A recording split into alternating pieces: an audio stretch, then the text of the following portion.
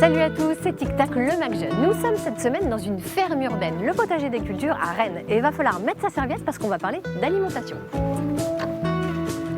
D'alimentation saine, bien sûr.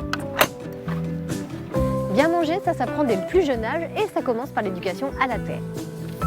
C'est tout le credo de l'association Les Cols Verts Rennes qui fait découvrir aux jeunes les plantations, la cueillette, le désherbage, jusqu'aux ateliers cuisine avec des produits de saison. Du jardin à l'assiette, quoi. Alors, hop, je peux avoir un peu de terre, moi aussi.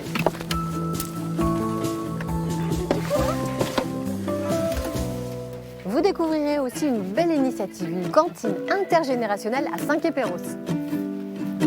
Et puis pour l'instant, on va rester les pieds bien sur terre parce que c'est l'heure de l'actu en bref.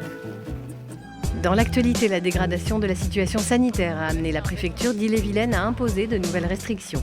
Le masque est à nouveau obligatoire pour les personnes de plus de 11 ans sur tout le département, y compris dans les lieux soumis au pass sanitaire comme les bars, restaurants ou salles de spectacle, et ce au moins jusqu'au 13 décembre. Et puis la 37e campagne d'hiver des Restos du Cœur a démarré en Bretagne, comme dans toute la France. La récolte des dons se fera sur fond d'aggravation de la précarité qui touche de plus en plus les jeunes.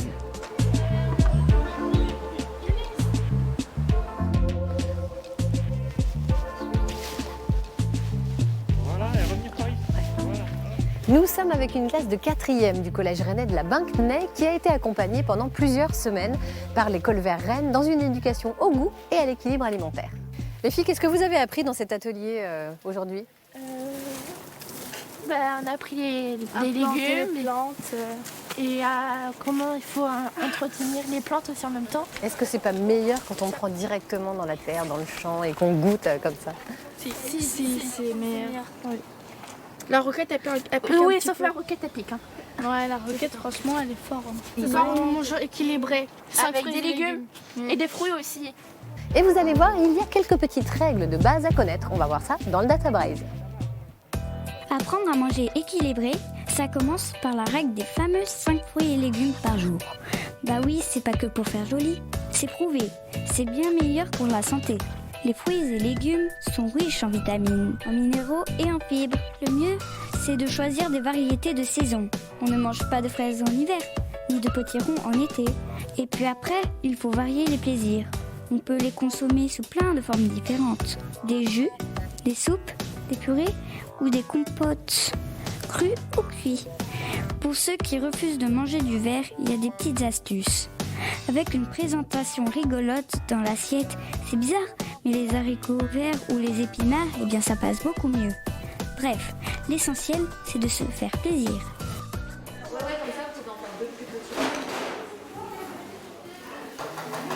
Après le potager, direction les cuisines du collège de la Binquenay où sont préparés les produits du jardin. Et ça sent très bon. Bonjour. Qu'est-ce que vous nous préparez? On va préparer des hamburgers végétariens avec un confit d'oignon. Eh bien, on a hâte de goûter ça. À tout de suite. Pour les trop cheese. La cuisine, c'est aussi de la convivialité. À Saint-Quay-Pérouse, dans les Côtes-d'Armor, on a mis en pratique cette idée en imaginant une cantine intergénérationnelle. Alors, ça se passe comment? Eh bien, vous allez le découvrir avec ce reportage de Jean-Marc Seigné et Thierry Bouilly. Bon, moi, je crois que je vais mettre la main à la pâte, en fait, aussi. Aujourd'hui, c'est du melon en entrée et c'est bientôt le coup de feu pour Laurent Masson.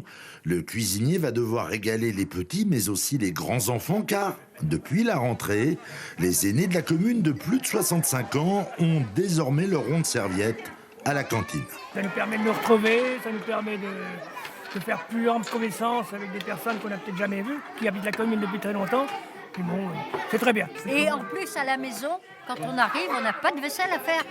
Et rien à préparer. Pour nous, c'est bien.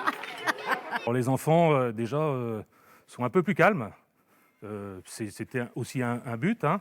Et puis, il faut avouer qu'ils sont plus respectueux. Bon, tout le monde a été servi?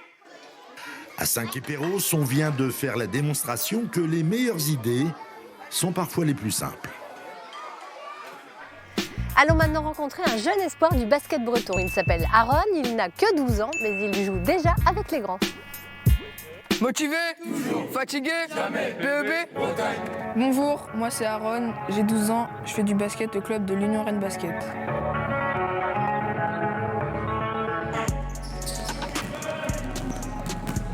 j'ai vu les matchs de mon père, ça m'a donné envie. Donc j'ai commencé le basket à 5 ans. Je suis rapide, c'est une de mes plus grosses qualités.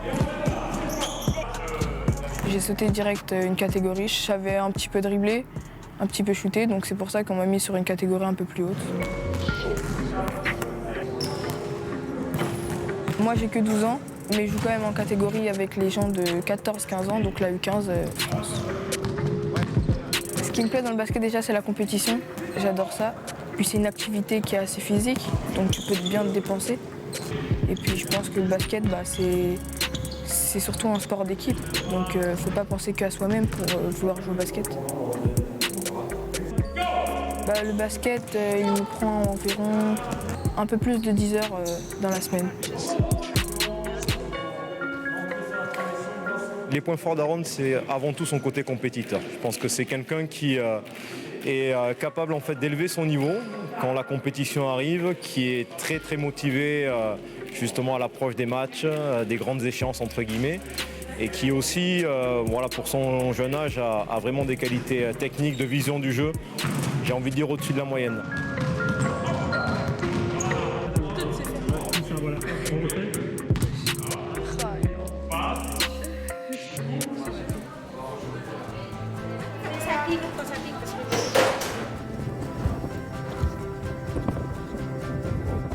Voilà, c'est déjà la fin. On se retrouve la semaine prochaine pour un nouveau Tic Tac. Salut!